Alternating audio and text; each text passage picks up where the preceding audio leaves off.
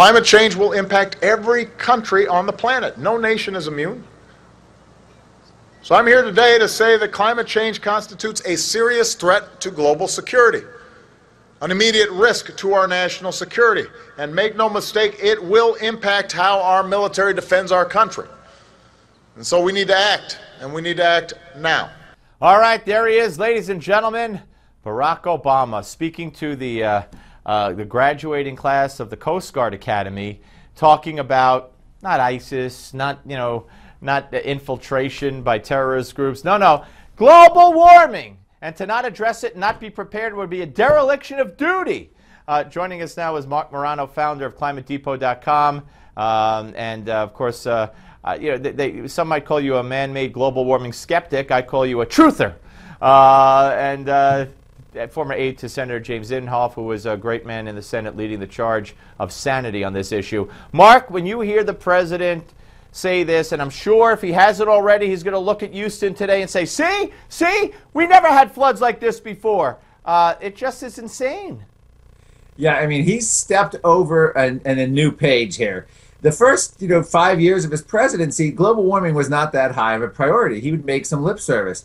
Then he started going to the EPA, regulating carbon dioxide as a pollutant. Then he starts worrying about his legacy. Now this is all a lead up to the big UN global warming treaty that's going to happen in Paris. And the United States will be signing that pretty much regardless of whatever's thrown in front of us. Between John Kerry and President Obama, they're going to be signing something. John Kerry's going to be urging it, and Obama's going to sign it.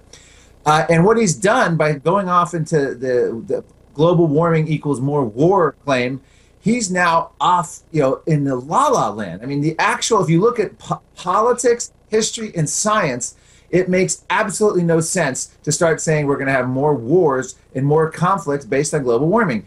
Peer-reviewed studies have shown the opposite. Cold periods bring about war, conflict, strife, food scarcity, droughts, famines, all sorts of things. But warm periods used to be called climate optimums. That's what we used to call the medieval warm period. So the president has the science exactly backwards. Mark, my grandmother, may she rest in peace, when I was a little kid, used to say, the weather's changing so much because ever since we went into space. And you wrote about something I saw on your site, a piece about this, talking about the, Appalachians, and they blamed the change in weather on white people. In World War II, they blamed the change of weather on the war. I mean, there's always been a change of weather. And could I ask you a question?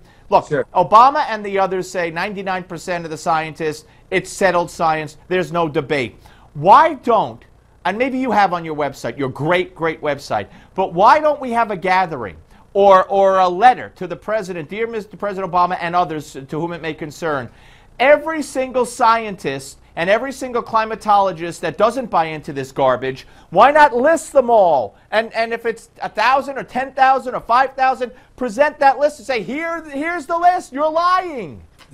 We've actually done that. When I was in the Senate working for Senator Inhofe on the Environment and Public Works Committee, we actually came up with over 750 prominent scientists. And then since I started Climate Depot, we now have over 1,000. And I always have updated all the time with more and more scientists. Keep in mind that 97% consensus they talk about, we had a UN lead author, Dr. Richard Toll, who's essentially turned against the United Nations. Right. He did a study and testified to our Congress last year, 2014, that 97% number was, quote, pulled from thin air. There's absolutely no scientific basis for it. One of the studies that claim 97% of scientists is not even 97 scientists. It's based on 77 anonymous scientists and a survey that most skeptics would agree with, that CO2 does CO2 have a greenhouse effect in the atmosphere? Says nothing of the central question of, is carbon dioxide the control knob? Is global warming being driven, is our climate being driven by rising CO2?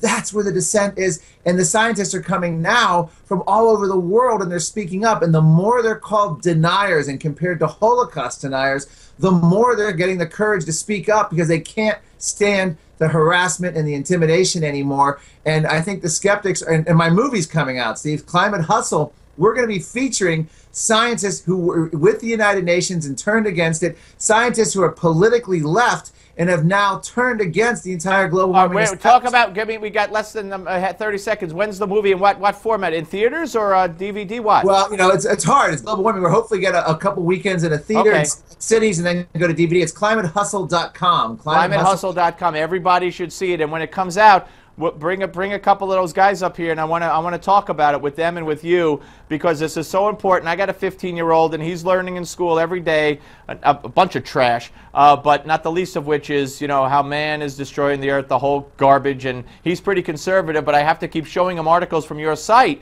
to prove to him that this is nonsense. Anyway, Mark, great speaking to you. Thank you very much. When we come back, give me 5. Don't go away.